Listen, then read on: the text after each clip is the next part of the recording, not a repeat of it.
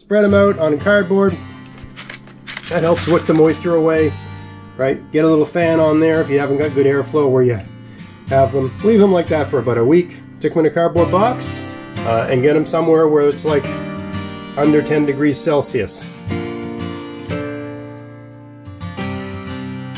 Hey, it's Greg here at maritimegardening.com, and I'm in the garage here. Nothing fancy. I'm just processing some onions that I picked with the hurricanes just about to be upon us. And you know, I'm just picking things out of the garden, trying to do what I can before it's unsafe to go outside. So I picked all the onions yesterday, and now I'm just getting them to dry out.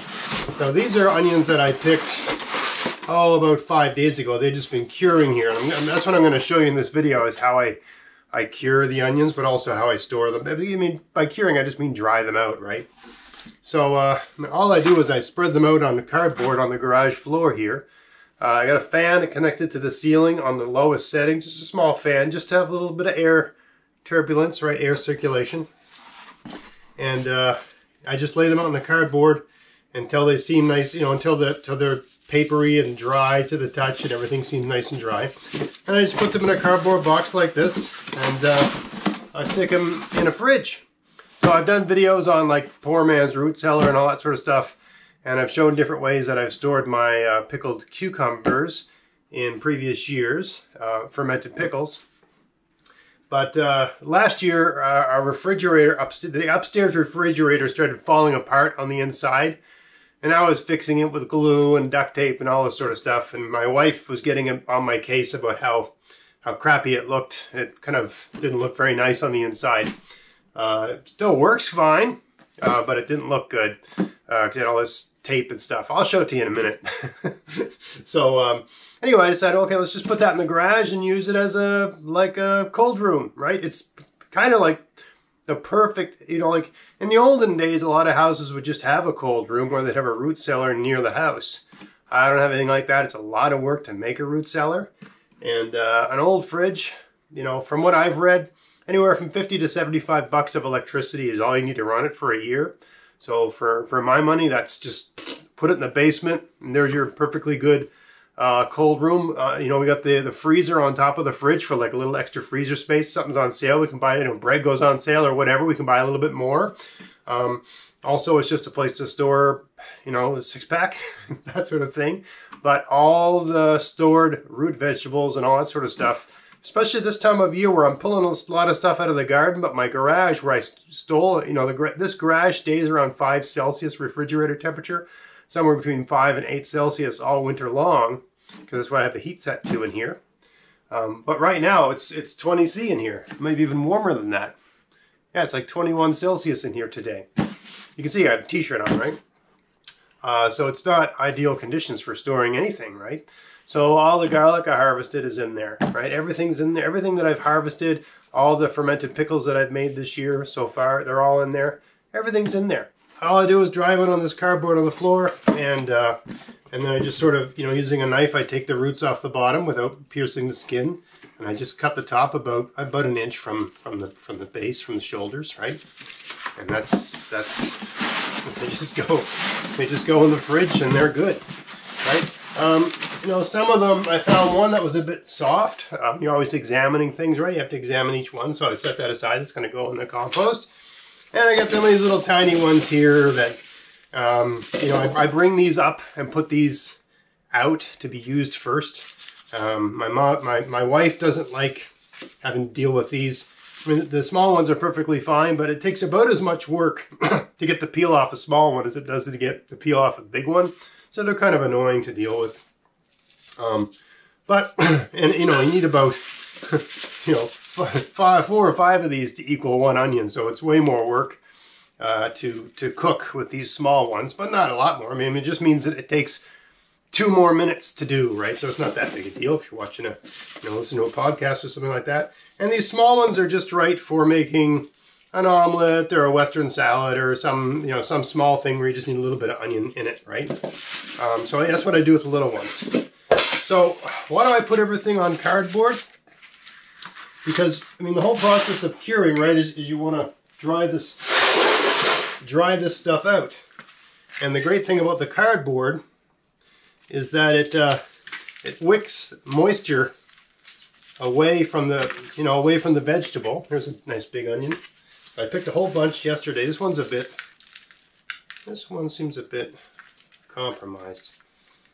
Seems still okay, but the skin's gone. It's starting to go bad.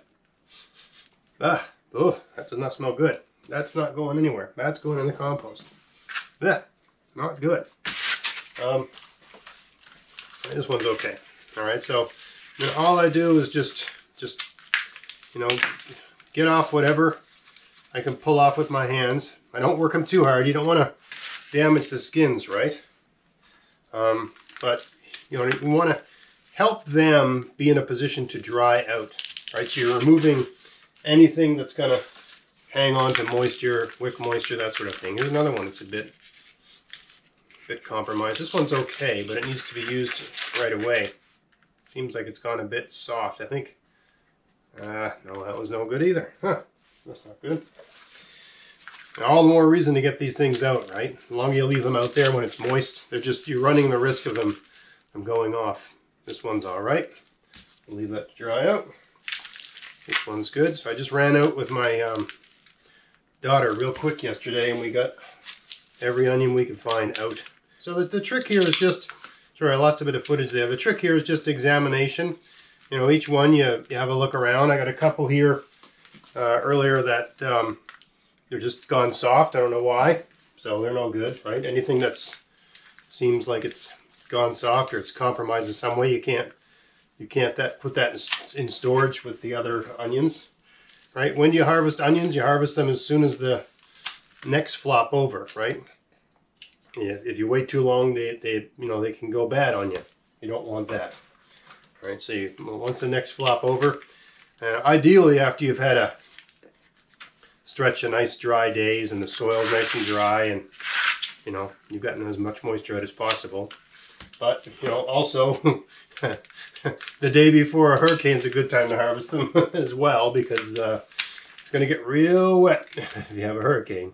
That's the process. That's what you got to do, right? You got to just get remove that, remove those hairs, and hopefully you can get them dried out and cured. But if you don't dry them out, they'll rot, right? So you got to get them dried out. That's key. And I'm just removing all this cutting and stuff. You're just removing any kind of material that can hang on to moisture. That's the exercise. That one's soft. Remove that. I probably was a bit late in harvesting these. I probably should have harvested these a couple weeks earlier. I can notice some of these have been lost. They just got too wet, and we've had rain lately, and if they get too wet, they can get compromised. But you can see, once you get into a bit of a rhythm, right? It's not, I always tell my kids, because I'll give them these chores to do, and they're overwhelmed by how hard everything seems, and I just tell them it only seems difficult. It only seems hard because your hands don't know what to do, right? Once you've got skilled hands, right? I actually find I enjoy the practice of using my hands, doing something I'm good at. Really anything, I don't know why, but anything involving a knife. I love the practice of it. It's a skill. Few people have it anymore, so it's like you've mastered some lost art from days gone by. I mean, if you got a hold of any person from 100 years ago who was around a house, I'd have to think just about anyone would know how to do, kind of what I'm doing here, like this sort of processing work where I'm using the knife against my thumb, right, doing this sort of stuff. This is stuff I can literally do this sort of stuff with my eyes closed, but it's only because I've spent a ridiculous amount of time doing it, right? Learning the art of it, learning how to safely use a knife with speed, right, to do what I want. Right, because I'm cutting against my thumb, but I'm doing it in a way that's, there's no risk of cutting myself because I'm doing it in a safe way.